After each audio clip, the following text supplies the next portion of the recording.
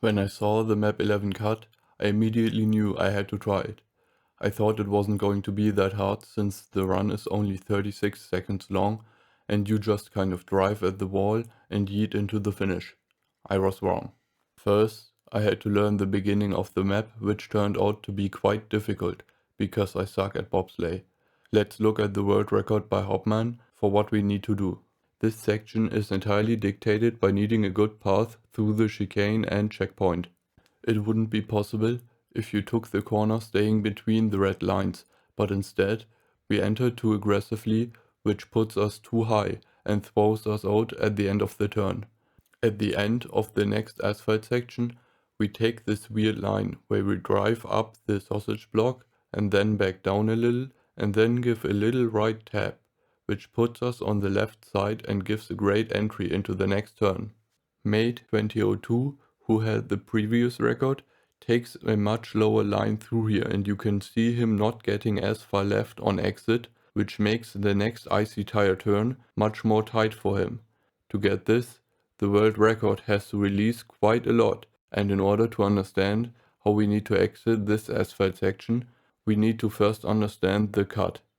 We can figure out the correct jumping off point by drawing a path to the goal that is also a tangent to the corner, like so. Now we just need to get there, and it turns out you need an angle pretty much as aggressive as possible while also hitting the wall relatively early. That means we need to be as far up the left side wall as we can without losing too much speed, which then pushes us towards the right side, allowing for a steep entry. First, we jump off from the middle of the sausage block, rotating left a little, which prevents an overly steep corner entry, which would lead to us getting thrown out to the right. In the middle of the corner, we steer downwards, getting us this usually unpleasant oscillation we probably all associate with bobsleigh. I slept on this move way too long, but it naturally causes your rear to swing around and keeps you left. The rotation to the right is started before we go through the checkpoint, and I always aim to be straight and next to the red line as I go through. Now we rotate right and cross the red lines at a roughly 45-degree angle. If done correctly, this will lead us into the finish. That was the theory. Now let's look at how it went in practice. First, I mess up the wiggle, which costs me 10 speed. This snowballs a bit, and by the time I'm at the second checkpoint, I am 7/10 behind and 30 speed slower than the world record. Now I mess up the sausage block and don't land as far left, which means I have to steer much more to get a good entry into the next turn.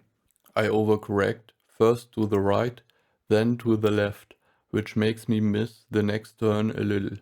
Luckily, this asphalt section is a bit of an equalizer and I managed to jump off at roughly the same speed as the world record. I naturally get the desired oscillation in the corner, so I didn't have to tap right. A small left tap to prevent over-rotation later. I am flying into the goal. The cut ended up pretty well done in comparison to the rest of the run, but then any small mistake will just lead to me not getting it at all, so it makes sense that this section was good. I really wanted to get a top 10 placement here, but considering how much harder it was than I thought it would be, I guess I'll take 23rd. Bye.